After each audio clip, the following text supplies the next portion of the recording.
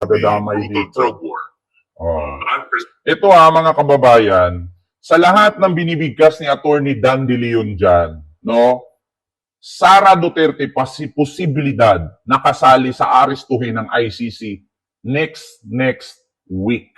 Di ko lang alam bago ko ipagpatuloy dito na wala ng pag-asang makalabas si Duterte, no, ay gusto ko lang i-share na isa ba si Sara Duterte sa may warrant of arrest ng ICC ngayong next week? Kasi meron kasing nakalagay dito sa ICC page na meron silang aarestuhin sa Pilipinas na mga co-accuser ni dating Pangulong Duterte at siyam pa katao ang co-accuser ni Digong na aarestuhin. So isa ba si Sara Duterte doon? Hoy!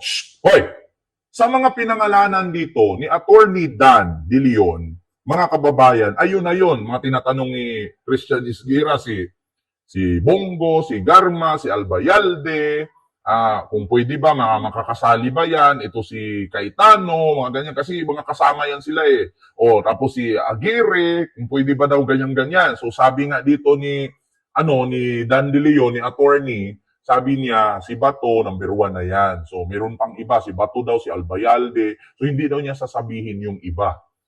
So, co-accuse. So, co-accuser. Hindi na accuse, accuser.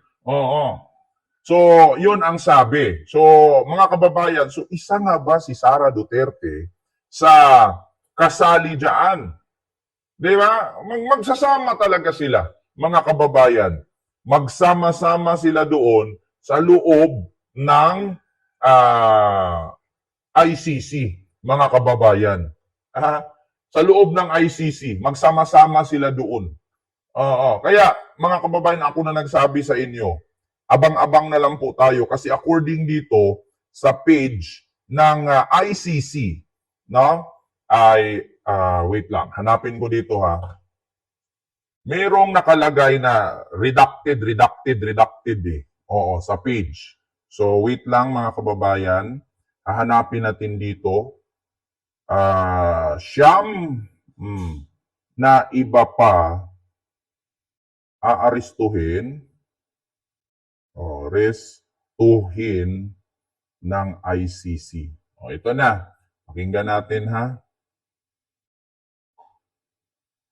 Ito. Ang tinukoy na co-perpetrator na personalidad na hindi mo na pinangalanan ang tinukoy na co-perpetrator ni dating Pangulong Rodrigo Duterte sa isinapublikong application for warrant sa International Criminal Court. Ipinaliwanag naman ang abogado ng mga biktima ng umano'y extrajudicial killings kung bakit iilang kaso lamang ang gagamitin sa paglilitis ngayong libo-libo nila ang napatay sa drug war. Balitang hatid ni Ian Cruz. Nako. Sa application para sa warrant of arrest ni dating Pangulong Rodrigo Duterte sa International Criminal Court tungkol kay Duterte, may siyam na pangalang tinukoy bilang mga co-perpetrator o kapwa sa... So mga kababayan, ayan po, ipakita ko sa inyo. Ayan. Basahin nyo, kahit baliktad, screenshot nyo na lang po. Nakalagay dito basahin ko. Duterte is individually criminally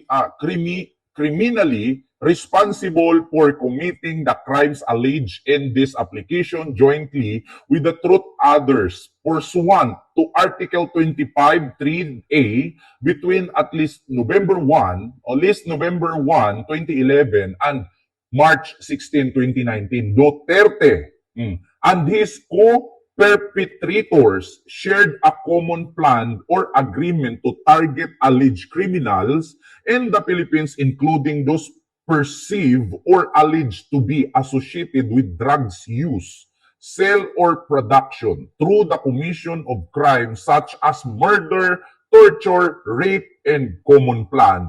His co-perpetrators included each for at least part of the temporal period. Ayan, ito po. 1, 2, 3, 4, 5, 6, 7, 8, 9.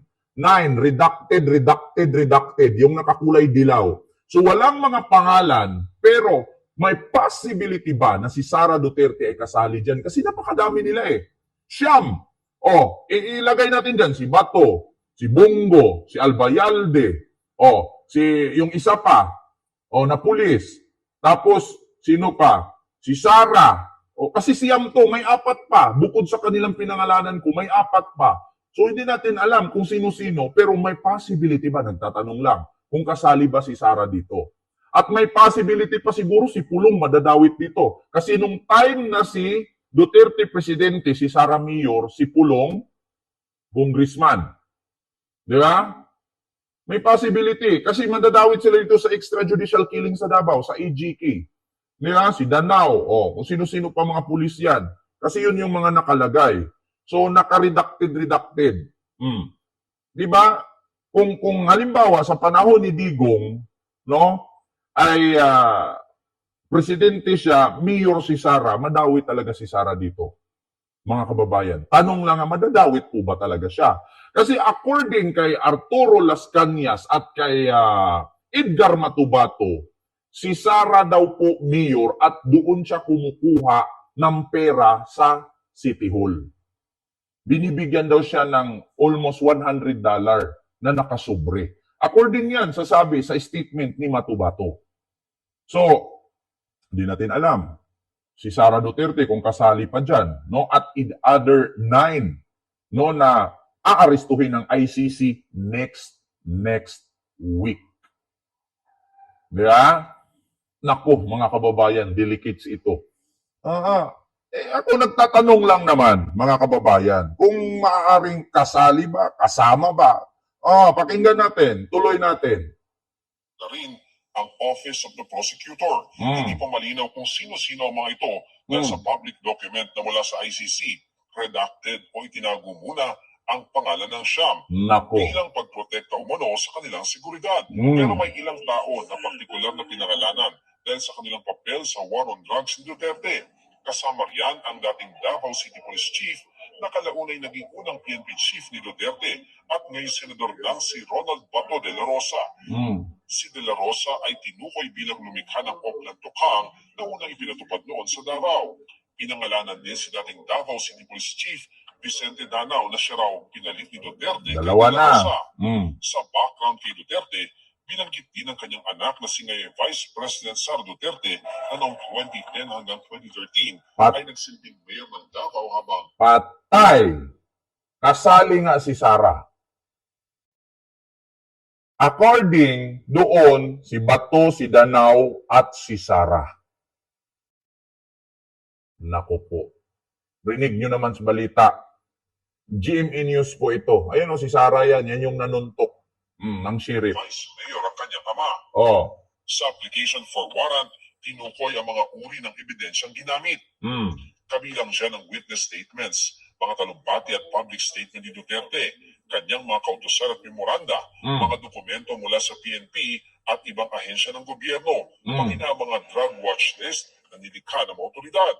Tinukoy din ang mga pag-amin ni Duterte na may pinatay siyang 1,700 na tao noong mayor siya ng Davao. Nasangkot siya sa Davao Death Squad at pinondohan ng extrajudicial killings noong mayor pa siya ng lungsod. Pati na ang pagsabing ang tanging kasalanan lang niya ay extrajudicial killings. Ang kasalanan ko lang yung mga extrajudicial killing. Inamin niya eh. Hindi na mga sinabi ni Duterte noong kanyang inaugurasyon na bantang pagpatay sa mga sangkot sa illegal na droga. Hindi mo pwede gawing joke yan.